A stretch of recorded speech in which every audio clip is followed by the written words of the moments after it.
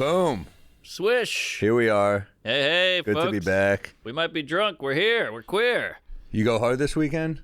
Not really, actually. I had DeVito opening, and he was taking it easy, so I kind of took it easy. But He usually will grab a tequila soda or some drink. He's usually drinking something when I'm with him. I got him a few, and he was like, I'm good. Like, he had two, and I noticed he was falling asleep every night. So I was like, all right, we should go home.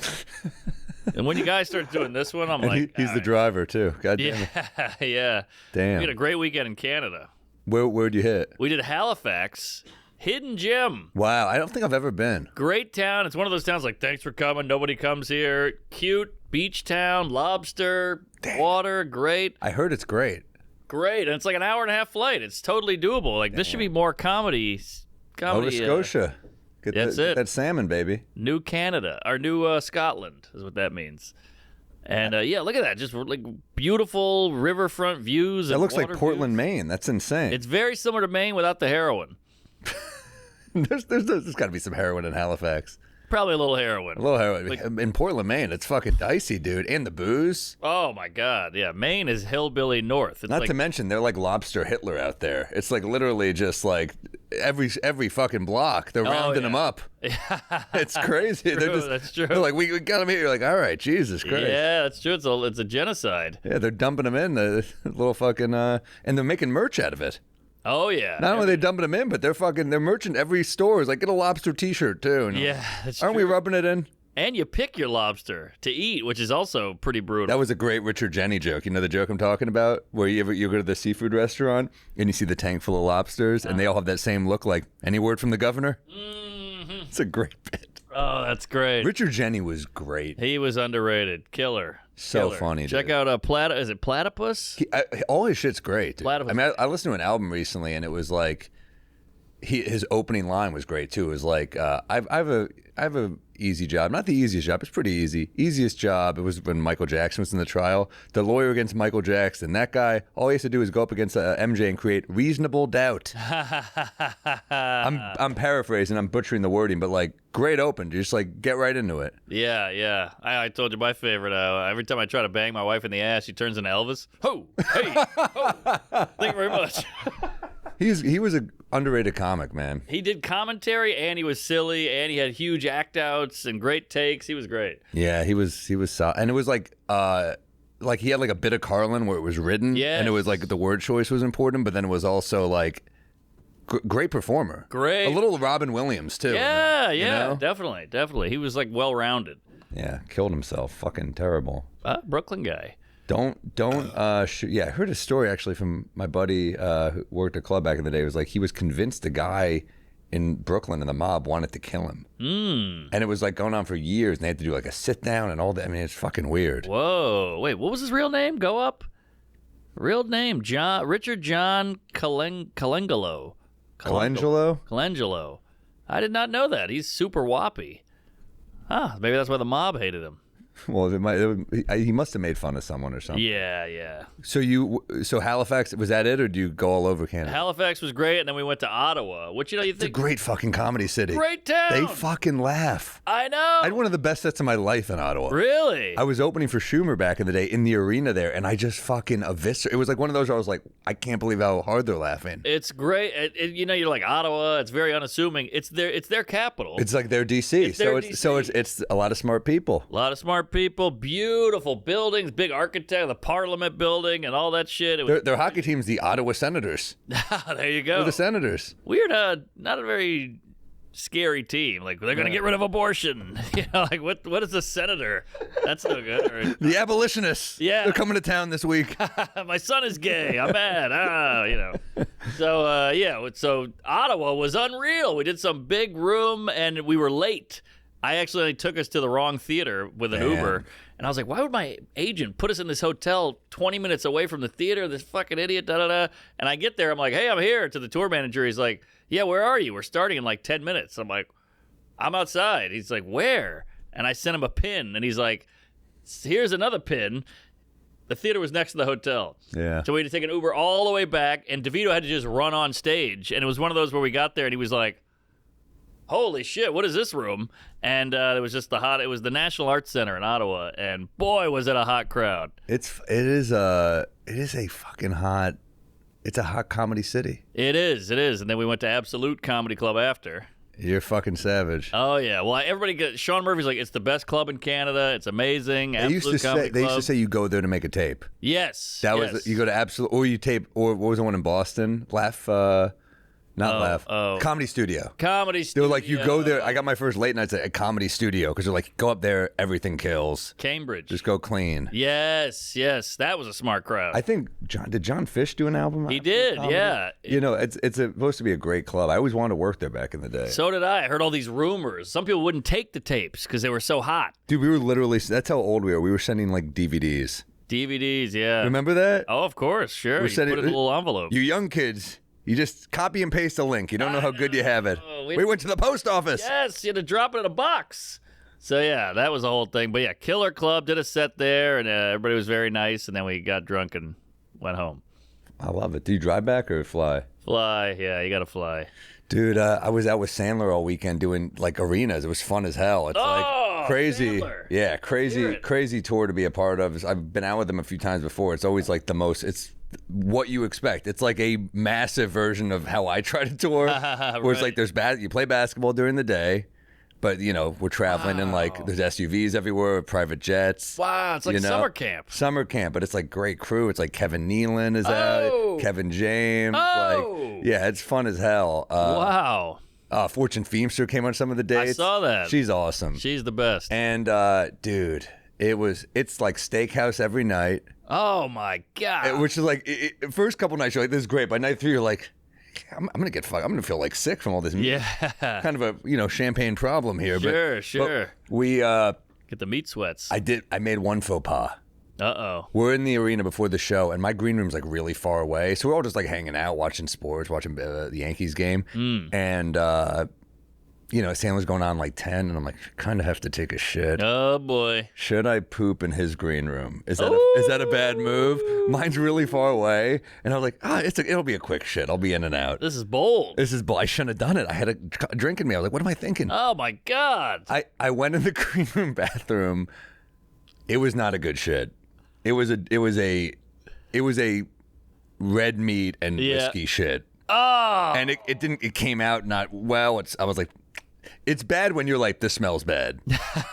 When it's your poop and you're like, it's not good. Yeah. And it sounds like a country song. It's a red meat and whiskey shit.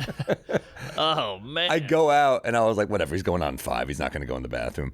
He walks into the bathroom. I was like, fuck. Oh. And he came out and it's like in the Sandler voice, like, who took a monster shit? And I'm like, oh shit. Did he do it who took a poo? No, it was more like the angry Waterboy voice where I was like, fuck. And I was like, I did it. And he was like, Sammy. Oh, that's crazy. And Rob Schneider was there and he goes, you can't give him ammo. He's going to use this against you forever. I was like, fuck. Damn. I was like, fuck, that was a faux pas. I was like, I'm sorry. I should have done that. You're better off like hooking up with his daughter. No. I think that's worse. Okay. I think she's underage. I didn't know that. I think that's a double bad idea. But no, dude, that's that was my fuck up. Wow. But we were like, it's crazy. We're in Baltimore, and he's like, we're going to Under Armour today to play basketball. And I was like, we're going to like their facility? He's like, yeah, it's in Baltimore. Holy hell. We show up. It's like, dude, they have a football field. What? In Under Armour. They have a football field. They have like all these basketball courts, indoor and outdoor. Whoa. They have a store. They're like, Steph Curry might come by. And I'm like, fucking, like, look, I don't get starstruck. He's their guy. Yeah. So I'm like, I don't get starstruck a lot, but it's fucking Steph Curry. And they're like, he's probably going to come to the show tonight. And then like last minute, they're like, he has to change his flight, so he's coming tomorrow morning. I was like, oh, man. Oh, but, brutal. But we play hoops there, and the CEO is there. He's a cool dude. He's like, they're like, yo, here's our info. Like, take whatever you want from the store. So I'm like, I'm not going to be a dick. They're like, you got to take the new Curry sneakers. And he's like, they're not even out yet. Take them. I'm like, all right, I'll take a pair of the Curry sneakers. Then they're like, you got to get some underwear. And I'm like, I'll take some underwear. All right, I'm a sheath man, as we all know, but I'll take some underwear. I'll try it out. They're like, get this shirt. They're like, this is a good hat. I'm like, I'll give him my dad. Then there's like a Steph Curry shirt. My buddy Dory loves the word. I'll give it to him. So they're like handing me shit. I look over Joe Vesey, who's one of Sandler's guys on the road.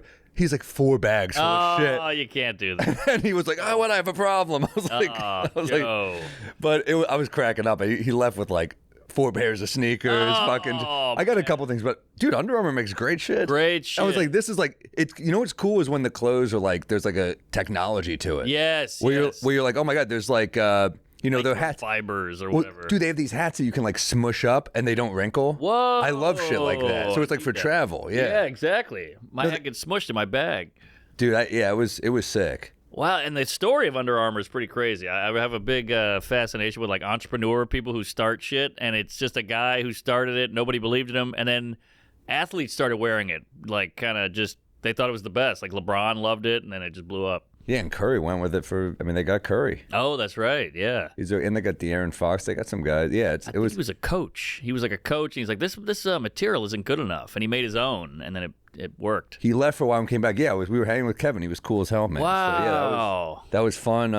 Give me the whole rundown. Like, do you fly out? Are you on a jet? Oh, we fly. Yeah, we flew private every day. It's crazy. Wow. I mean, it's very different from the way we travel. When you're with like a guy like Sandler, you're like, this guy is, he's so famous too that you just have to like. You have to move. Yeah. Like he's very cool, take pictures with people, but like you literally land at some, private airport and there's 40 people like, sign my thing. And of course. They're so fucking rude, some of these people. They have like the eBay FedEx box ready to go. If you're going to bother this guy for an autograph, like I feel like maybe 5 people out of 100, it's for them. Sure. It's like a business. People do it to sell. But so much work. Like so get a regular job would be easier. So much work. At that point. Yeah. It's like a lot. So then yeah, dude, privates also like we're so used to doing an hour on stage that like it takes me back to be doing like I'm doing like 8 to 10 minutes. Oh yeah, it's an animal. So you feel like you're like, this is my work day. I'm doing 8 minutes. I know. So you just start drinking in the green room. Like I'll just fucking. Fortune's like, let's drink some Manhattans. I'm like, let's get drunk. So we're getting sauced. Hell yeah. We're just watching his show. It's fun. It's also so fun to watch because it's a lot of music and stuff. Yeah. So we're just bombed. We're just kind of walking side stage. We're taking a jet back to New York after Baltimore, and the lady on the jet. This is a weird one too. I go, "How you doing?" And she goes, "Medium." Oh, it's just weird to be that honest, Yeah. People just say, "I'm good." And on a jet, you just say, "I'm medium." Medium. Medium is hamburger? Weird. Yeah. What do we... So, we're on there, and I'm like, "Is there booze on here?" And she goes, "Of course." All so I was like, "I'll take a whiskey," and she goes, "All right." And then Kevin James across the way goes, "I want a whiskey too." Oh! And then Sandler goes, "Let's get all whiskeys." Whoa! Yeah. That's incredible. Yeah. You're drinking whiskey on a jet with Sandler. It was fucking cool. Kevin James. Yeah. And then I went to the private bathroom on the jet and took a big shit. No, I learned my lesson. We need to make it an emergency landing. Adam, we have to sleep in Newark tonight because Sam took another shit. Oh, wow. I think that actually did happen once. A guy shit so bad in a plane they had to like... I'm sure it's happened in history. Can we look that... In history, someone must have taken a shit so bad. I think it was like 2 months ago, literally. Imagine that's the reason the plane crashes. The pilot's like, fuck. If is that an act of terrorism, really, when you think about it? Because it's an act of inconvenience. There you go. I mean, a terrorist blows it up. I mean, technically, you did blow it up. I mean, that is. I guess maybe it's an act of terror. It's a biohazard too. It's like it's poisonous.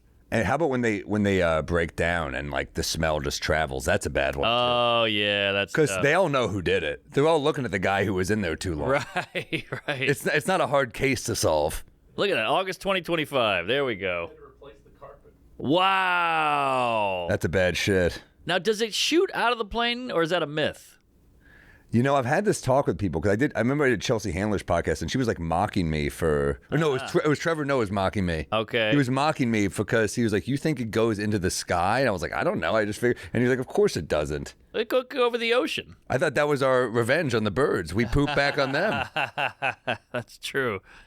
Okay, it's a vacuum system. It's a vacuum. Yeah. No, I didn't even know. I didn't know either. I always heard it just shot out into the world and it dissipated, so nobody got hurt.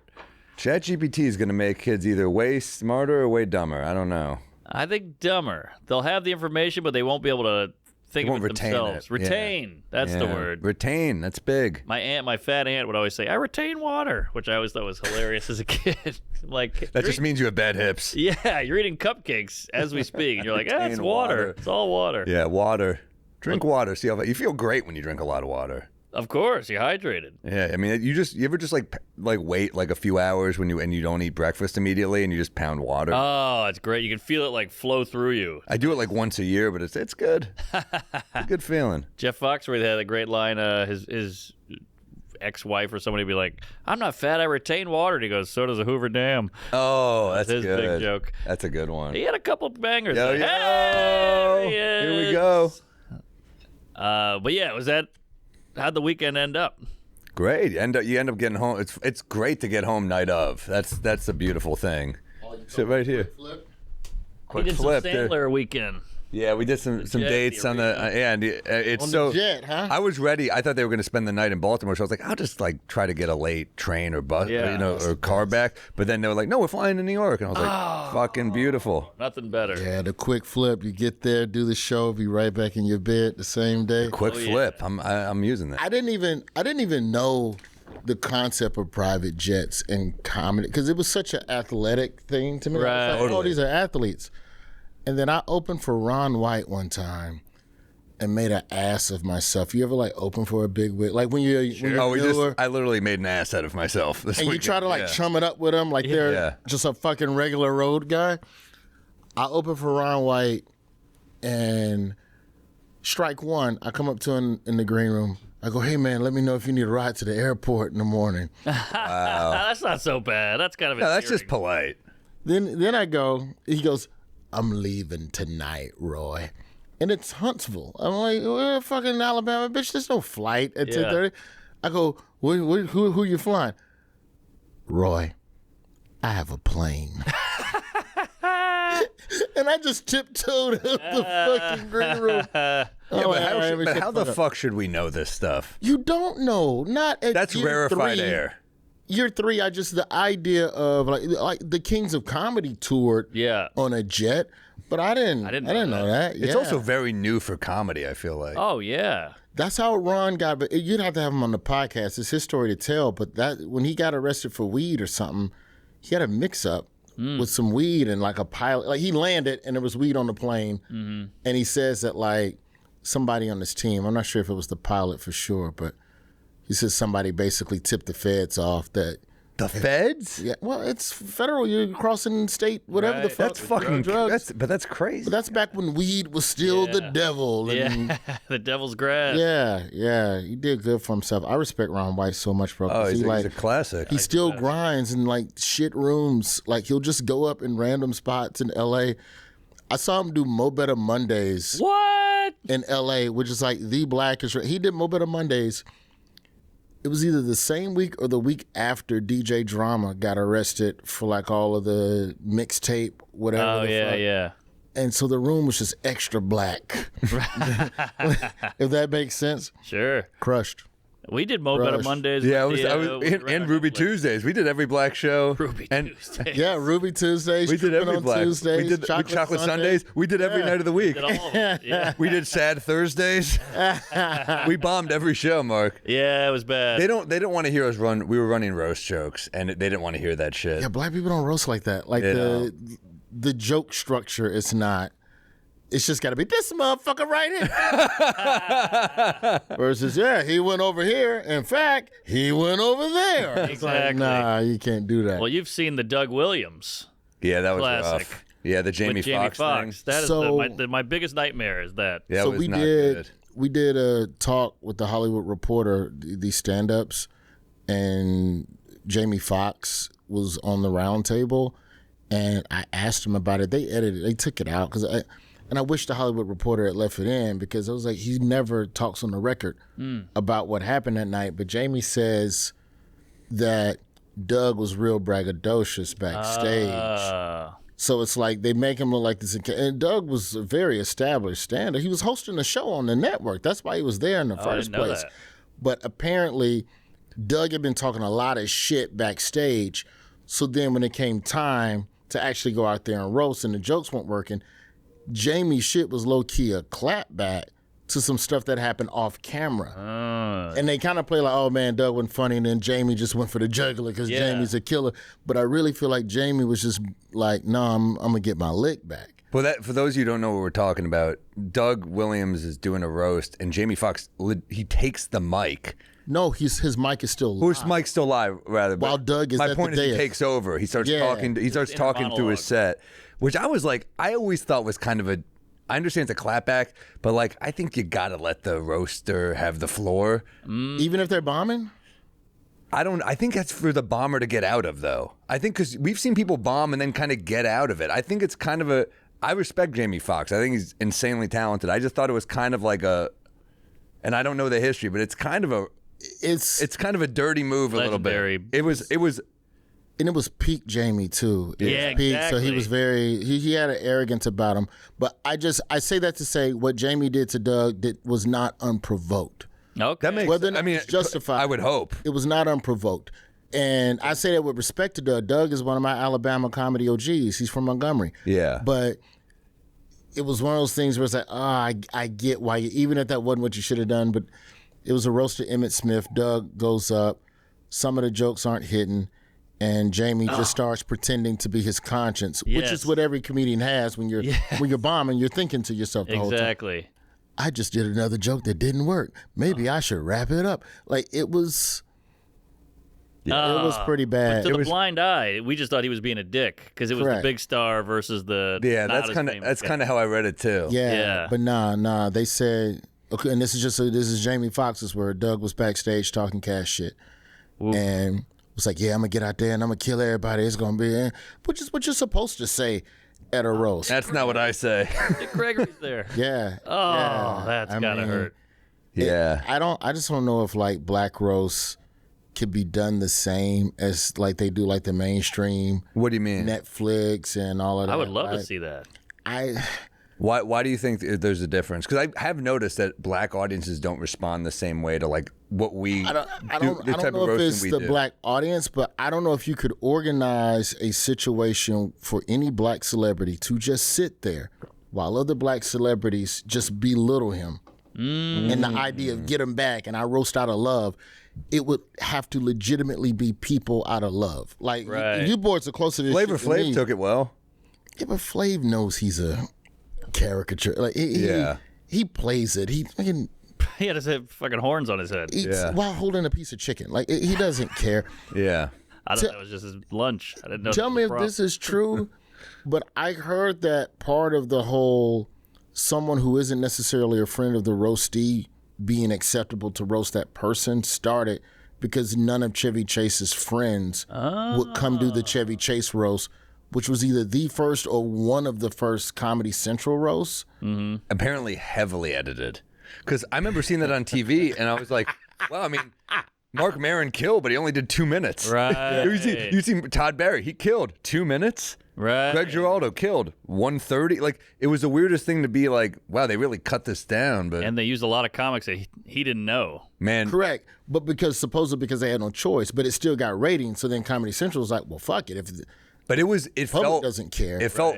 You're right though. It didn't feel like a Dean Martin roast. It felt kind of vicious because they weren't friends. They were like hired guns. Right. You don't know the pre-existing like if you did a roast of Ice Cube and you got everyone from the Ice Cube universe of entertainment. And you Chris got Tucker. old rappers, old co-stars. Get his Jewish manager to come out, be like, sorry about that. I forgot I about fucked up. Dig up Jerry Heller from NWA. Get Paul Giamatti to just come out and reprise his character from Straight Outta Compton. Like, if you saw Mike Epps roasting Ice Cube, then it's like, okay, I know the backstory and the love and all of that. I just don't know if you could if any black entertainer would just allow just a random, even if you're socially accepted, Ice Cube's not going to let Drewski roast him. It's got to be someone with a great. They have no history. Well, it's got to be like a someone who's got far as I established know. sense of humor, like a Shaquille O'Neal or someone like that. It's got to be someone who's like. Okay, so someone whose star is as equal to yours, and I can kind of fuck with you. But no, you're right. I just don't see a lot of black roasts that are not like that roast of Emmitt Smith that they did. And athletes are the hardest because athletes are like so arrogant and believe they're above jokes. You ever watch, it's on YouTube somewhere, but there's Steve Harvey hosting the NFL Honors, which Oh, boy. I would argue is the most difficult of all of the hosting gigs. Harder than the ESPYs? Harder than the Correspondence Dinner. Wow, Harder really? than the, in my opinion. I think ESPYs is tough, but because you have all of the different sports in there, you can hopscotch around and be more general. But Steve Harvey's he did NFL Honors for a couple of years, and he would have a killer joke, and they would cut to the crowd, and it would just be a 22-year-old millionaire just staring at him. And Steve didn't give a fuck. He's already got the money. Right. Like he has enough cachet that he's never bombing. But Dude, I saw a headline, Cooper Flagg, #1 overall pick for the Mavs. It was like a big deal. Like, his mom wants him to be, financially responsible, so she's limiting his first car purchase to $180,000. And I was like, wow, just $180K for a car. It's like, yeah, you should do that on a rookie contract. I don't care how rich you are. You're a child. You don't need a $500,000 whip. It's like, come on. at what point, though? Look how well lit that crowd is. My God. Oh, yeah, they want the reaction shots. Oh, that's brutal. It's just all just like smirks. Paul Rudd will bail you out of a bomb. Is this where is it? Smiles. This is Yeah. a tough gig. Yeah, bro, I would put the NFL Honors gig ahead of any other award show gig just because Football players have the worst sense of humor, you say, of all sport? in my opinion. Why do you think so? They're just the toughest of crap because they're the most warrior-driven. They're the most, me is strong, me no show. Laughing somehow is a weakness or showing, that you're vulnerable. Yeah, well, did you see Jeff Ross? I got to say, he did a pretty good Shaq roast. He had a great set. He tried to peel the microphone. He said, "Your knuckles." No, that was the Emmett Smith roast. Oh, was that the Emmett Smith? But Shaq was there. Fuck. He did some. Yeah, I mean, those are jokes that would not fly today. Oh, pull that up if you can. Just the reaction of they're all dying. Shaq is loving it. Well, that's because Jeff Ross will come in and just be edgy, and they say, "Damn, that white boy crazy." Yes, exactly. Every joke is just, "Damn, that white boy." Yeah. You believe that white boy said that shit right there? Right. Oh, wow. This roast was action-packed. Bro, you got Dick Gregory, Jeff Ross, Shaq. Damn. Shaq loves stand-up, man. Monique.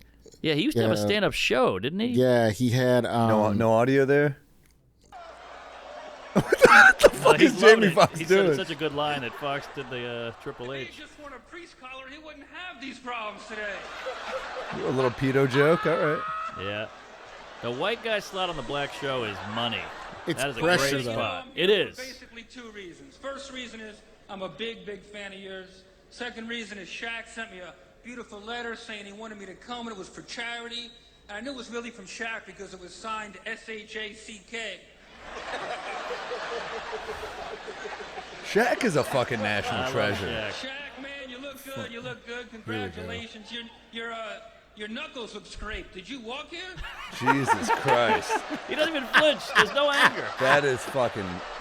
That is a joke. That's a joke you can't do today, I don't No, think. I don't think so. At a roast, you think, Roy? At a black roast, black people just take shit a little different. That's and true. also... I'm saying Shaq looks like a The Atlantic would write a piece about it, but the black crowd would like it. Right. Yeah, the Yeah. Guardian would try to ruin your life. Yeah, the Guardian. That's what But black people would be like, no, it's fine. He came in, you got me. Yeah. All right, let's keep Shaq is such a good fucking sport, dude. I mean, Who's funnier, Shaq or Barkley? Barkley. Barkley's funny. Shaq's funny, but know. Shaq is more like goofy funny, and Barkley's fucking... Barkley is funny in that granddad that doesn't want to be bothered, Yes. but you keep fucking with him, and so then he finally just says some slick shit. I'll Right. tell you what, them big girls down in San Antonio, they eat ribs. Anyway, and he'll just keep it moving. I think it's Barkley's funny comes in the forum in which he chooses to say the things. Yeah. And then she'll get pushback and flack for saying everything, and he's like, "What? They are fat." That's like his rebuttal. I love him. But no, I don't know, man. Like roasting, that's just such a specific skill set. That was just never my thing. Like back in my Daily Show heydays, they would always ask me to come do the roast. I'm like, Really? You turned down Comedy Central roast? because I'm gonna sit there. Which one do you turn and, down? It was David Spade, and there was Which It one? was one before Bruce Willis. There was a David Spade. It might have been Charlie Sheen. Oh, that was a big one. Anything. I was Daily Show. Let's just say 2015 to 2022. So like anything from 2015 to like 2018. Let's see what we got. Yeah, They definitely probably Sheen asked in me to there. do. Man, but you see like- Sheen talking about. I watched the whole thing. I gotta watch. Wait, where watch is the it? interview. Is that the doc? Doc. Shit, docs come out too fast now. Well, I know. It used to be. But at least that's a life worth a doc. There's a lot Yeah. going on. That guy has lived through some shit, dude. God bless his father. Do they make it? His father's like a saint, dude. He is. Do they make him sympathetic? Does it make you feel bad for Charlie Sheen, or is it just him like having accountability? Because some docs are just a subliminal apology. Yeah, there's a little of that, but it's mostly like, holy shit, what a ride. And he's so likable and charming that you're all in. Yeah, it seems like his ex-wives don't even hate him. Yeah. For a guy who lives that hard and was smoking crack and fucking around, and for all his ex-wives to be like, hey, he's a good guy. I saw the one clip online where they said, yeah, there it is, Rob Lowe. Rob Lowe. Rob Lowe. Rob Lowe was the one, because that was 2016. I was at Daily Show, and then the Bruce Willis one. I don't know. I just felt like I would just sit there. Bruce doesn't remember any of the jokes, at least. He would just sit there. Also, like, this is after Patrice died, so I know y'all needed a new fat guy to throw diabetes jokes at. Like, I'm not gonna fucking.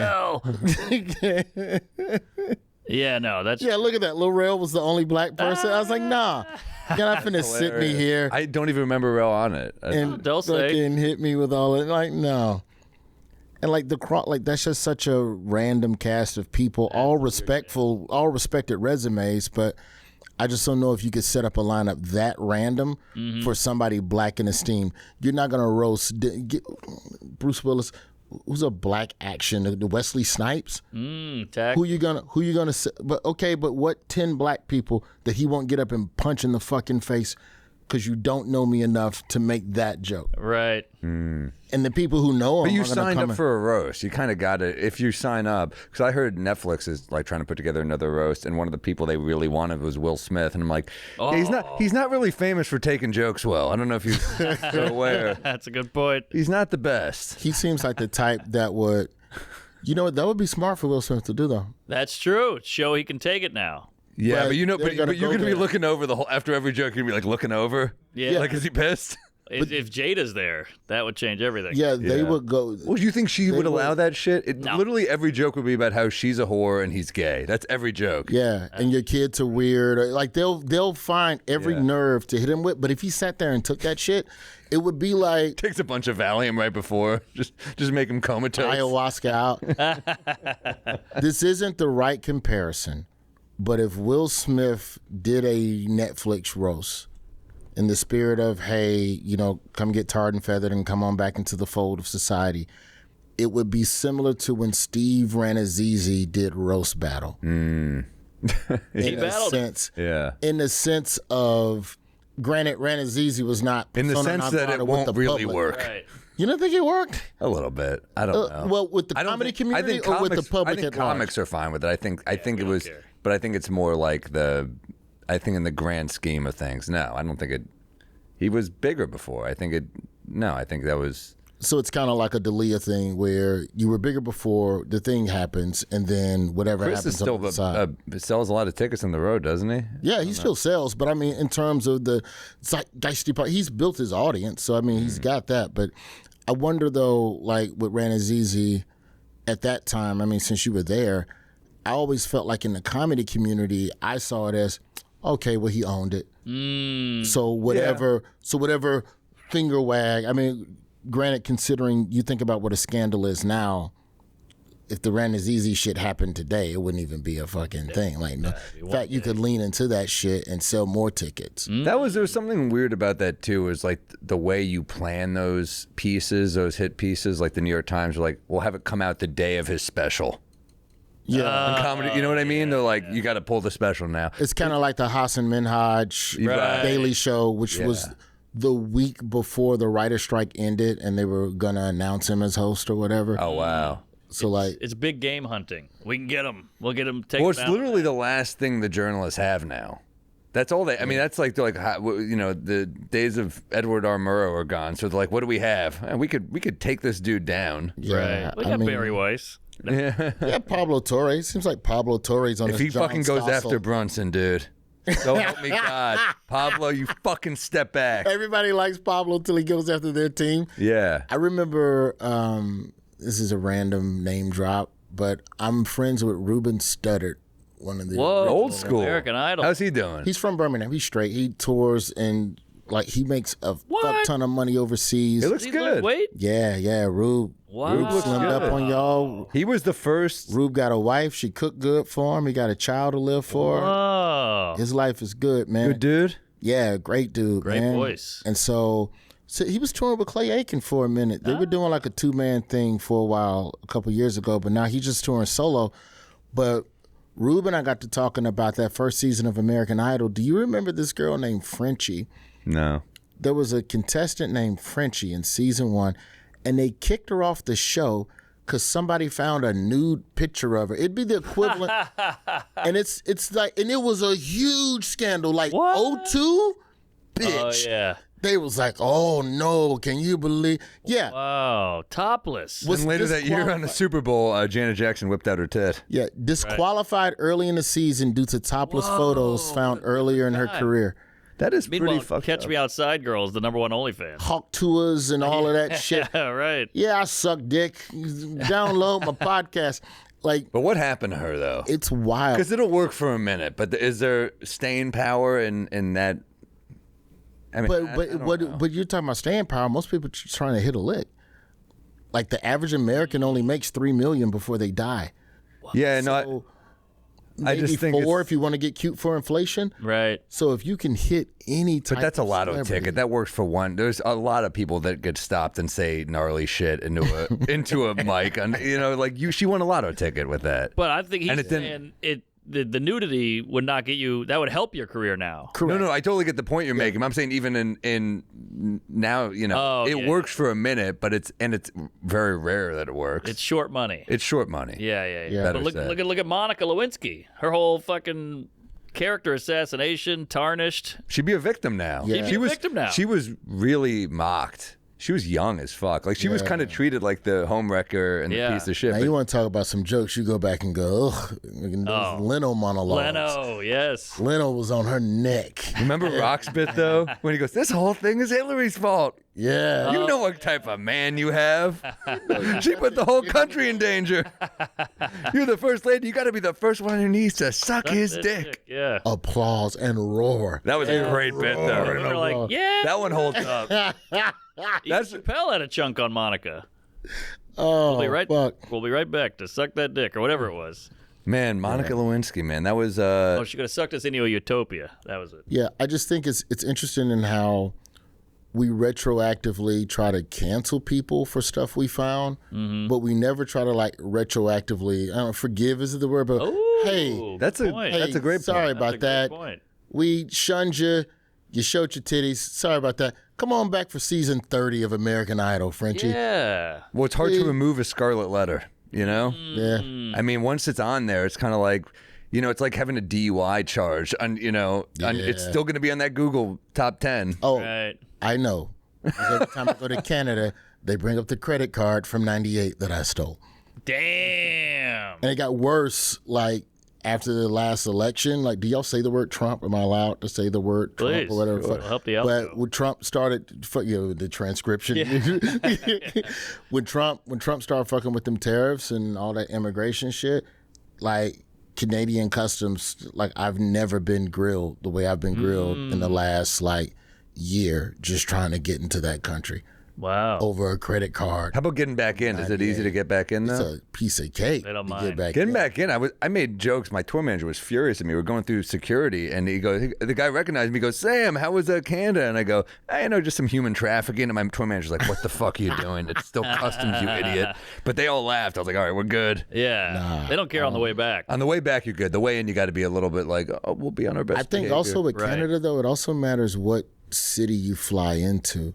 Like, Well, which are the bad ones? You think? I think Toronto and Montreal are super strict. Why is that? I don't know. I feel like just more Americans probably come there to party and goof off and do other shit. Right. Those are two pretty damn good cities. Great towns. Vancouver I found to be very laid back and like not tripping in the least. Like you have to get if you've been convicted of a felony in America that would get you more than 10 years in prison in Canada, you have to get paperwork to prove that you are no longer wanted for any crimes in America. But you have to get that paperwork from every state in which you've ever resided. Oh, yeah. To get that paperwork, you have to physically go to that state to request that paperwork. And then once you have all of that paperwork, you send it to Canadian Customs, and then they review your application and decide whether or not you can come in to tell the jokes at Montreal. Wow. And so I kept coming back into Canada at different mile markers in that process, but I hadn't fully yet done all of the forgiveness paperwork yet. And like, it is a fucking pain. Like Europe don't give a fuck. Like UK was cool, but Although flying into London is a bitch now, dude. Is it? They made it harder for sure. Yeah, there's this weird process. Yeah. oh yeah, you need a UK permit thing. Yeah. Like you have to go online and apply. And if you get into the wrong line, there's people, you just get like, they're like, if you get into that line, they just throw you out of the country, and you're like, oh, but I'm here. What the fuck? But my agent wrote me this long details like, do not get in that line. I was like, all right. Did you go yet? No, this was last year. Oh, okay. Wow, weird. But I no, I didn't find it that weird. They were pretty intense when I was there, but maybe they dialed it back a little. I don't know. But Is it more because you were there for business and they're like, well, you were there for business. Yeah. The most I got was audiences like, "What's up with your boy Trump?" And I'm like, "Let me text him." I don't know. Like, what do you want me to do? yeah, but y'all are like touring on, so like I'd show up for, like I'm just now doing my first solo shows in London in December. I normally show up I always show up as part of a festival, or I'm hired for BBC shit. And so I just have a sheet of paper from the BBC. Yes. It goes, mommy said I could come and read that. So I don't get finger fucked the way you guys do. Like Well, with it's that a BBC, breeze. who knows? But yeah, I know what you mean. What? How is this CNN show going for you? It's good, man. Yeah, I mean, I got no it's season complaints. 2, right? 3. Well, we're going into episode 30 by the end of this year.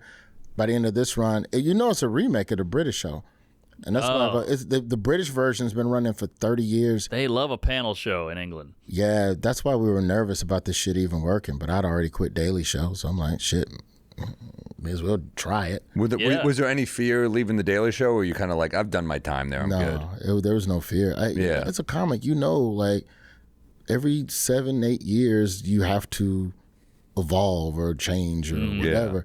I mean, to me, the fear is part of what's happening now with Colbert, right? Where all the shit that's happening now, I thought was going to happen 3 years ago. Like the Viacom Paramount merger, that's been in motion for years. Yeah. So when I decided to quit, I was like, oh, the merger's going to happen, and then they're going to cut costs. And when you cut costs, you cut staff. And the first staff you cut is the most senior staff. They're going to fire me. And if they get a new host, what if the new host doesn't like? Fuck it, I'm leaving now. And I'll find something else now, because it's an election year. Because if they're going to do a new show, you do it during an election year. And there's only been 2 new political satire shows. It was Us and After Midnight. That's the only thing that's been, and they're gone. So That's political? well, it's late night, non-scripted panel, whatever. All right. So the idea of if I'm going to find something after Daily Show, let me just find it now. But CNN's happy, ratings are solid. It's a Saturday night show, so the bar is low in terms of what we need to do. And Did you audition for it, or were you just kind of picked for it? I met with the producers. I'm sure they met with some other folks, and then we just discussed the concept, and then they made me an offer. But there was no like audition, screen great. test, or That's amazing. So sick of those. any of that other shit. And you probably get some sweet suits. Look at you. I don't know, man. They be stingy with them. Oh, damn. Wait, what do you mean? Well, you know, you get fitted for really nice suits to wear on the show, but they all still stay in like a wardrobe closet at CNN. So I don't really get them, but Damn. I stole all my Daily Show suits. Yeah. Good for you. So you get, when you're on those shows, they just give you suits. Well, not CNN, because at least not yet. Maybe season 4. I'll get to keep the suits. But right now, the wardrobe lady has the keys to that. Like if I called her right now, hey, let me get the green suit from episode 21. I'm going to wear it on Sherry Shepherd. Well, I don't know if we can Let me see if I can get that cleared. So it's a lot of that shit. Right. Because if I fuck up the suit, I don't know what they do with the suits. I get them custom. Like the cut for me, it's not like unless you fucking replace me with Kenan Thompson, who's it gonna fit? You're not that big. But can I ask a weird cultural question? Yeah. All right. So I've noticed that my black brethren sticks with TV. They like the industry, and the honkies have gone more internet. I see like Jordan Fisher. He's a friend of mine. He used to open for me. And he's doing a YouTube special. And I was like, it's about fucking time. Yeah. He's like, well, nobody would buy my special. And I'm like, welcome to our world. Like we shot a YouTube special 5 years ago. Yeah. I feel like less black guys shoot YouTube. And they want to wait for that industry nod. I think there's still perceived value in industry acceptance by some black comics. That's part of it. The other half is lack of knowledge or recon or sharing of resources amongst black comics as well. Oh, really? So the idea of shoot a YouTube special. Okay, well, how and what do you do? And Well, we'll tell anything. because everybody acts like it just, man, I shot it and uploaded. No, you didn't. You sat and Right. you worked it with clips, and then you chopped that 60 down into 90 seconds, and then you put those up at certain times, and then you tagged it. You sponsored a couple of posts. Like there was a full digital strategy. Yeah. And YouTube is nothing like Facebook or Instagram where black people thrive, where a lot of black individuals, especially young ones, Yeah. thrive. Like I would say somebody like, say, Country Wayne would be a good example to He's back huge. up what you're talking about. Yeah, Country Wayne's huge, and then Netflix came knocking, and he's like, Right. I'll take that. I'll Right. take that little bit of money. Well, we did the same thing. Because there's still some sort of prestige to, the industry. Like, Of course. When the truth is that the industry probably doesn't fucking matter that much. Well, you dip your toes in both worlds. I mean, I think Tim Dillon's a great example of that. A guy who built this huge internet following, but then Right. like every once in a while he's like, I should do a Netflix thing, Yeah. just to be in both worlds. There's a value to that as well. So I did my fourth special with Hulu. I'm sure we talked about it. The Hulu special I could have done solo, but I opted to do it with Hulu because they were just now starting to do stand-up, and I need audience. My Right. biggest, the gift and curse of The Daily Show is that you only have time to do The Daily Show. And then my first three specials were on Comedy Central, which I would argue y'all were blessed to not get chosen by Comedy Central because they show your shit They once, flush it down the toilet. throw that bitch in the attic. They really were living like it was 1992. I know. Yeah. It's They were crazy. really like, here's one airing of that thing you worked for years on. Yeah, Didn't you feel crazy being like, hey, watch my shit at 11? on Yeah, Friday. once. Yeah, on Friday. On a Friday. It's on at 11. And you're like, I have plans. I'm not going to be Yeah, it. exactly. And you're like, well, then you can't ever see it. Ever again. And then And then you have to do 3 cuts of it. yeah, You're like, this is the short version. You're like, all right, this is Right. fucking LCI. I guess I have the to cut that limited tag. Commercial interruption. Yeah, limited commercial, The standard. extended. Yeah. Dude, There it was insane. That's like a 2-week edit. a I know. 50, a 47, and a 43. There you Yeah, go. and you the whole time you're just like, I have to cut, like, I have to shorten a joke. That I I worked really know. hard. This So is the only way you see the 60 is if you watch it online, assuming you have at that time The app. Comedy Central app. Then my second special was CBS All Access. Oh. Then my third special was Paramount Plus. And there was a time when Paramount Plus first started, and you searched for my name, only one of the 3 specials came up. Jesus. So waiting on the coding, waiting on the tech to catch up, Yeah. it was fucking horrible. Then it was Hulu all calls, a disaster. and I go, well, Hulu has a network of shit, and overseas it'll air. That's the other thing. Comedy Central was Yeah, you couldn't watch it in Canada. geo-fenced. So Wow. your shit didn't air in Europe for another 4 months because the American subscribers have first dibs on because it's a cable model. Dude, I was the first comic on Comedy Central to work out where I was like, you have to put my special on your website at least so people without cable can watch. And they were like, deal. And I said, and no ads. And they were like, okay. Dude, you looked it up? I shit you not. There was like a 3-minute ad every 2 minutes. Yeah. Whoa. It was mental. It was like, I was like, what the fuck is it? Whoa. I told him like, dude, we're competing with Netflix over here. This was like Yeah. the beginning of Netflix. But I was like, you gotta like there's no ads there. You got now crazy. Ads are coming to all of them now. It's like, I did my last one with Amazon, and it was like literally the year I decided to go with Amazon after I signed the contract. They're like, oh, we're doing ads now if everyone doesn't pay the extra like $4 a month or whatever. And I was just like, fuck. You're better off on Al Jazeera or something. Yeah. It's like, what are we doing here? Yeah, I would argue though, for a lot of comics, I don't even think you need a special. I just think you need volume and repetition. Like, that's my approach starting next year. Really? So you're done with specials? Well, I want to do a one-man show at some point, but I think the visuals of how I put that together got to be different. So I'm kind of studying Ali Sadiq. I'm studying Memorabilia. Jeff Ross, I just went to see his live joint, the Banana Broadway show he's doing. Oh, yeah. So to see, well, what are all of the creative possibilities? But in the meantime, just stand up. You put out 7-8 minutes every other week. For me, I'm not Josh Johnson with it. I don't have that type of Crazy. I hesitate to say autistic output. Yeah. I'll say locked in. Yeah, there you go. That's how you say on the spectrum without saying it. Just that boy locked in. Locked in. Motherfucker locked in. So for me, I think any comic is better off just doing 15s every month or That might be the new 20s model. every month. I mean, that way you take the 15 or the 10-minute bit, you chop that bitch down to a couple 90 seconds to put it everywhere. We're basically we're network programmers for our own content across multiple platforms. But then you have to learn all of that. And I don't think in the black comedy community there's nearly as much of a sharing of knowledge as it is on the white side. And then there's also a lot of ageism on the black side. I don't know how y'all roll, but like, Well, Earthquake should be way bigger, but he's old. okay. So then you look at COVID. COVID to me was a perfect time where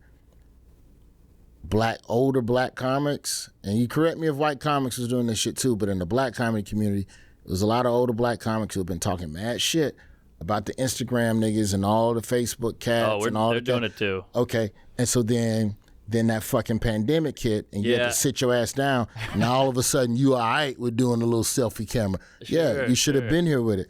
So I think that there isn't necessarily a sharing of resources or a pooling together. Like there should be multiple 85 South shows.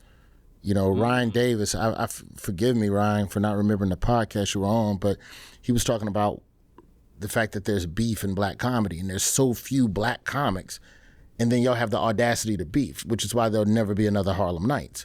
Because you can't put all your differences aside to come and do one thing together. Right. So, well, even Cosby didn't like Eddie Murphy, and then hated Richard Pryor. Yeah, but Eddie helped out Rock, That's true. And That's then I think, and then Rock and Chappelle. It's like, I think there is a kinship, but you're right. I think I have seen like Cat Williams has talked about this too, right? He's also like talked a lot of shit. Yeah, but Cat Williams is interesting though in that without knowing the numbers on other comedians, I would say Cat Williams and Kevin Hart have probably created more homeowners in the black community than any other comedian. Interesting. Just in terms of volume of comics that have worked for them. Like, I mean, Cat carries usually like 4 openers. But they hate each other, Cat and Kevin, right? As far as last I checked. Yeah. What day is it today?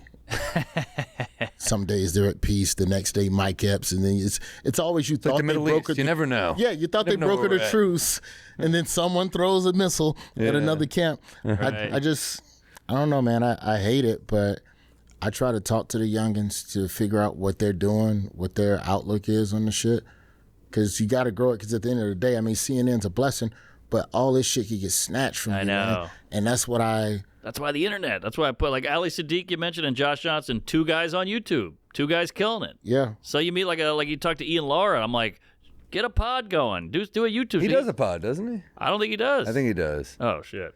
Well, check this pod. Well, also though, it's I think you're right. He's got one. Oh shit. Adulthood with Ian Laura. I've never heard of it, and I can't wait to start listening.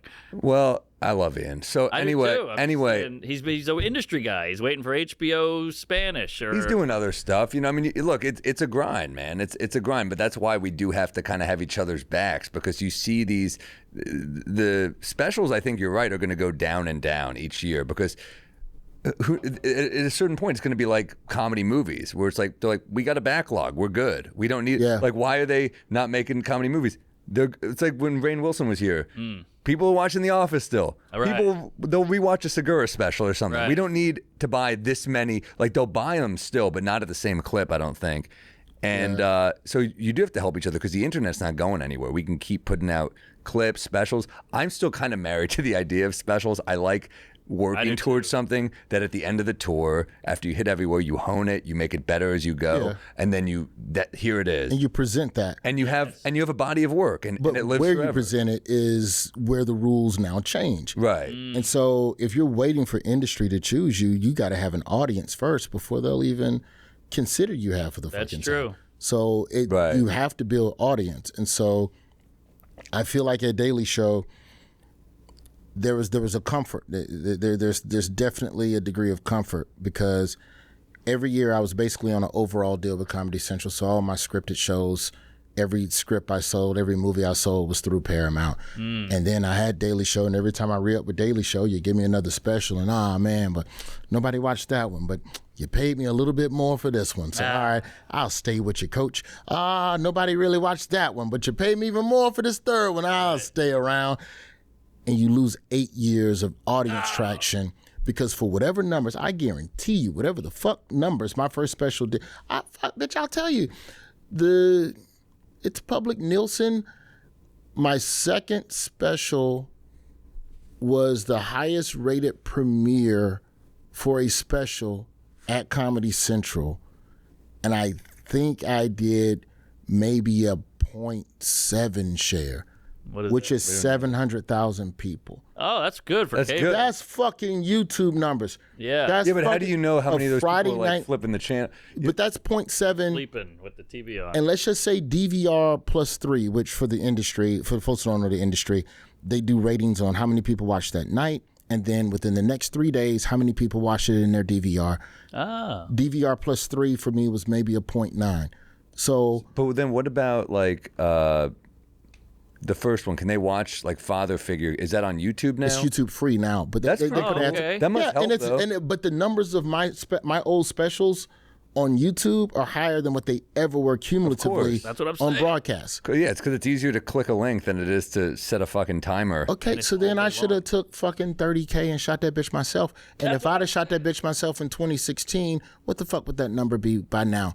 Million. It'd be 5-6 million. Yeah, but least. you know what? The business was changing, and we didn't know. We didn't know. Like YouTube's Mark and I back had then. YouTube success with our 2020 specials, but it was an act of desperation. It wasn't like business savvy on our part. It was like, I'm done with this hour.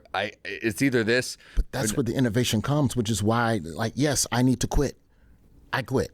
What are you gonna do? I don't fucking know. Yeah. But Anyway, you can see Roy's new special on CNN at midnight on Wednesday. bitch, I would never. You know who did a special on CNN that made sense? CQ. Yeah, Colin Quinn. I was like, this is the right place for that. Yeah. And it Yeah, was but so more people new and should have weird. seen it. Yeah, red and blue. But more So people different. should have seen that one. Yeah. Colin is so good. And, Oh, he's the king. he's one of my But faves. for what these networks pay for an hour and what you could shoot it for yourself, but you only feel that confidence if you're empowered with the information on monetization. Most cats ain't sharing that knowledge. There's no master class for how to do stand-up We'll shit. share it. We'll share it. Step over the race line. Talk to the whites. We'll share. Fucking shoot us a DM or something. Yeah. I'll talk. Any young comic who's like really wants it, I'll fucking answer your But DM. see, it's the old ones that need it. Like, there's comics that still make flyers and I post know. JPEGs as their sole way of Yeah. reaching people. I'm like, okay, but you need a clip, man. You need You hear that, Rich some Voss? razzle- Stop selling DVDs out of your trunk. I just, you're right. I don't know. I hate it. I hate it that there's not an evolution. Like, I know. Well, you're maybe know. speaking into action, man. Maybe people will like. I think your energy has always been like, let's talk, let's help each other. I think that's what we hopefully are putting out there as well. Do you ever hit a wall of? Do you ever hit a wall of not wanting to help people anymore, for feeling like you haven't helped yourself enough? Like, I feel like like my reputation in the industry amongst comics is nice guy, helpful. Yes. Okay, cool. I try to help when I can, and you need to know how to work, or you hit a problem with a booker, here's what I think you should do. But then I start thinking, well, you know what? If I can learn all of this, and if I sit down with you and I give you all of this fucking game and you don't apply it, it infuriates me. It fucking infuriates me. Because why did you ask?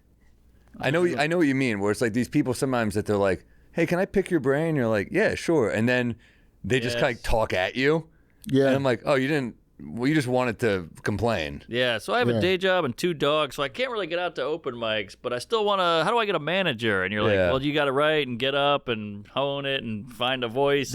But also you just have to be like, with your time, because you feel like you wasted your time then, right? So you have to be like, is this person, you have to open with, will you take this seriously? Yeah. And then if they don't, then they don't. But you have to just, like, I guess, use your judgment there. Bro, it's a comic down south. Motherfucker told me he ain't moving to New York till he has an agent and manager. That's what I'm saying. And I'm like, okay, well, the way to get one is to build an audience for yourself. By the way, what is a manager going to do if you have no fucking audience? You have to, or an act. Yeah, like, just try to make something happen. But I'm not taking advice from you. You were at the Daily Show too long. Yeah. I allowed my comedy, for the opportunities that the Daily Show and selling scripts allowed me, I traded having my stand-up siloed for a decade. Right. 3 specials that cumulatively don't even touch what my Hulu special did globally. Wow, that's crazy. That's on me. You know what I'm saying? So first thing you do is reshoot all of those jokes. I don't remember who gave me Taylor that. Swift that shit. I don't know who gave me that advice. Yeah, re-record all the songs. Yeah. I'm going to re-record all 3 of my specials. You got to relearn all those beats, so that's tough. It's I know. hard. Oh, my God, You've Sam, moved it's so on. hard. You've grown from that guy. Yeah. Because the day you finish a special, Yes. the joke is gone. You Also, can't even do it. There's some facial expressions I make in early specials. I'm like, I don't fucking do that anymore. You ever see a face you make? You're like, and I'm just like, and I'm like, what the fuck was that shit? Yeah. I remember Amy Schumer produced both Mark and I's first hour special on Comedy Central. That was the only reason they even looked at our hours back then. And I remember she was like, be more animated in this joke. And you see there's a couple, if you watch that, where I'm just like, you know? Oh, yeah. You goofy white guy face. Yeah. She said, you don't smile. You're a serial killer. I was like, I remember. yeah. Amy had you fucking. Well, she was face so like good with Harlan faces Williams. and stuff. Yeah. She was so good with like expressions on the show Yeah, and stuff. So yeah. then I think she was just trying to help, but it was like, but it wasn't us. She can act too. We can't really act. Not a fucking chance. But yeah, like that's what I think more comics should do is just go, hey, here's what I do, and I think this works and helps me with monetization or helps me reach more people. And I just don't think that a lot of comics, older comics, I don't think that they are all convinced that they need to learn that. Yeah, I know. You know what I mean? Well, it's like a second job, dude. And it's like, we all talk about the fears of AI and stuff with like, replacing our stand-up, but like there might be benefits to some of this shit with marketing and stuff where it can take some of the load off us. I hope. I don't know. I'm just trying to be optimistic here. So at Montreal this year, we gave George Wallace like a lifetime achievement award. Like he got some big super duper highest trophy you can get. Yeah. He deserves it. Yeah, he's a funny dude. And I'm writing his introduction. I just started looking at the decades of work he's put in, and that motherfucker evolved and pivoted every time. He's probably, somebody could Google it, I would bet you he is the oldest comedian on Twitter that's active. Oh, damn. I'm trying to think of maybe Lewis Black. I don't know the age differential between, but I feel like George Wallace has been around longer than Lewis Black. And he's great on is. Twitter. Starting a business is exciting, but it's easy to get overwhelmed with the details. That's why there's Shopify. It's the commerce platform behind Mattel and Gymshark and millions of other businesses around the world. Not only does Shopify make accepting payments a breeze, it helps you design your online store, write product descriptions, enhance your photography, and create marketing campaigns. You can even use Shopify to manage your inventory and process returns. Shopify is great. I mean, this is really something you should look into, guys. Stop trying to do everything yourself. Let Shopify take your business to the next level. Turn your business idea into Cha-ching! With Shopify on your side. Sign up for the $1 per month trial and start selling today at shopify.com/drunk. Go to shopify.com/drunk. Shopify.com/drunk. Cha-ching! Oh, yeah. Hey, Zippix. Need a nicotine fix without lighting up or clouding the room? Meet Zippix nicotine-infused toothpicks, baby. They give you a satisfying, convenient, and great-tasting way to curb your nicotine cravings anytime, anywhere. Zippix toothpicks satisfy that hand-to-mouth habit, oral fixation too, and they're available in a 6 long-lasting flavors with 2 milligrams and 3 milligram options. Perfect for flights, sporting events, restaurants, anywhere smoking or vaping is off limits. Made right here in the USA and one of the most cost-effective nicotine products out there. If you're not into nicotine, Zippix also offers caffeine and B12. Genius! B12-infused toothpicks for a quick energy boost. Zippix has already helped hundreds of thousands of people get their fix with smoke or vape oil. Give your lungs a break and try Zippix today. This is a genius idea. If you're on a flight and you can't rip one, get the goddamn toothpick. And look, I'll take a B12 toothpick when I'm hungover and really get in there. These things are perfect for the road or the bar. No ash, no clouds, just a little buzz that fits in your pocket. Get 10% off your first order with code WMBD at checkout at zippixtoothpicks.com. Must be 21 or older to order. Warning, nicotine is an addictive chemical. Zip more, smoke less with Zippix nicotine toothpicks. And that's what I'm saying. So you learn it. You figure out which of these platforms works for your stand-up. But George Wallace, man, he has 3 generations of people coming to see him. And then you only do that if you can reinvent constantly. Like I feel like Gaffigan's hit a second wave and went back to the fan pool to get another wave of young talent. Like John Witherspoon, he used to have droves of like grandchildren at the show, like movies, 3 generations. Movies in the Boondocks help, like correct for that Fridays. stuff. Yeah, but it's like, what do you do as a stand-up to keep finding the audience? And so if you're a comic of a certain age talking about a certain thing, then somebody under that age ain't fucking with it.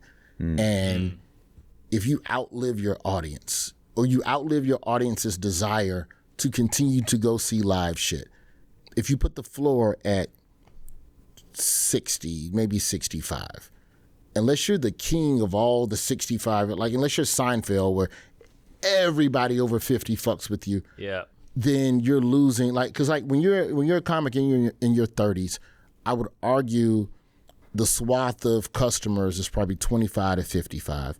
And as you get older, your floor comes up. And then at a certain point, you're just the guy that, if your humor has not evolved and you're not talking about newer, younger shit, 22 and 24-year-olds aren't going to come see you. That's true. And so how do you reinvent or expand your reach within the demographic that fucks with you? Yeah. Those are the only 2 ways to sustain into decade. If we're talking about going into decade number 3 in your career, then at some point you've got to find more people because less people are going out after a certain fucking mile marker. But don't you feel like with the internet, you can go, who is this guy? They can find you. If you put all your shit online, young people can find you.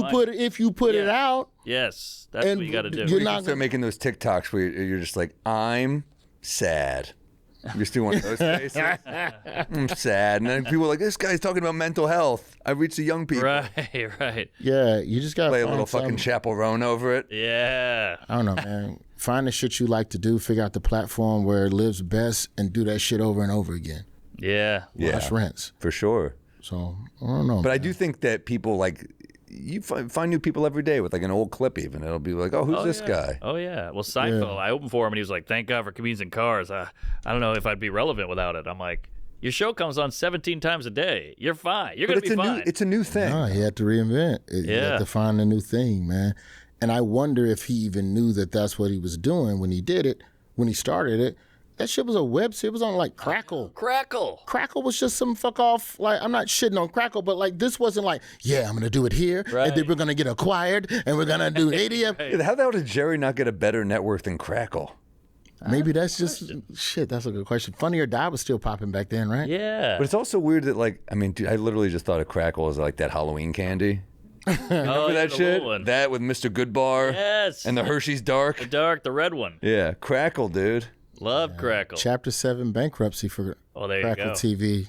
Their Damn. parent company. 2024. I'm so Southern. You say Crackle. I think Cracklins, which pork- is pork rinds. Yeah.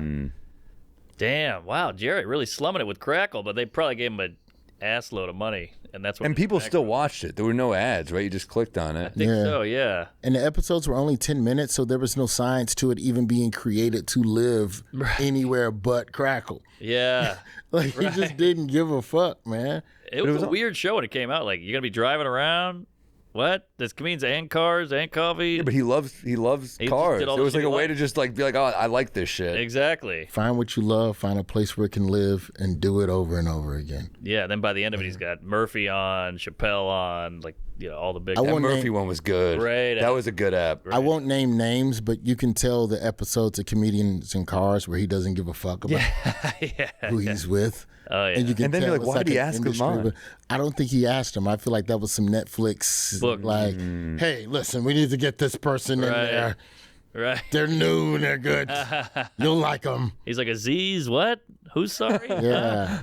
Yeah, legit. Like, it's Yeah. like shit like that where it's like, these are legends, but he just doesn't know them because they're not in his bubble. He had Patton Oswalt on, and we just had Patton on. We're fans, and he was like, "So you do that like weird kind of comedy? You're like a weird alternative guy." And he's like, "What?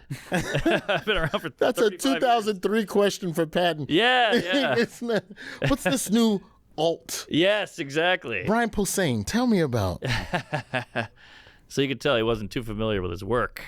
Yeah, I think Seinfeld shines best when he's talking with people he actually connects with and cares about. Look at that shit, 11 seasons. He's on 11 seasons? Unbelievable. Yeah. Holy shit. I rewatch this all the time. I love I it. like him with Gervais. That was great. They have good chemistry. They have two of those. There's Jamie Foxx. That was a fucking great one. Great one. Oh, there's Doug Williams. Just kidding. With Jamie doing voiceover. Little commentary. Yeah. I still go, Doug, you can't even do well in a car right now. You call that shifting? Seinfeld doesn't like me. Maybe I should ask him to pull over.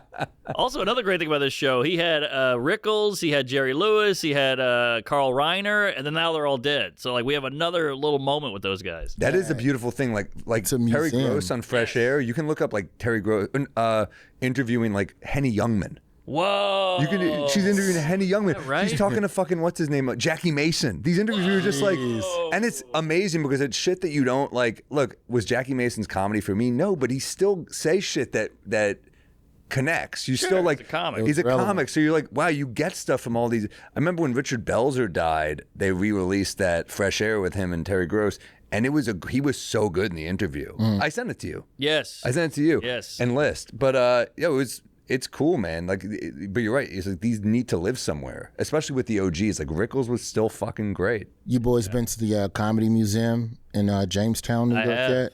I haven't. That But shit- I think it's- I'm in it somewhere. I think I did like an think you are. interview for it or something. It's hard to get to, Yes. but it's worth it. I gotta It's go. 2 hours from the nearest airport. Like if you Whoa. go Erie. What's or the if nearest you go airport?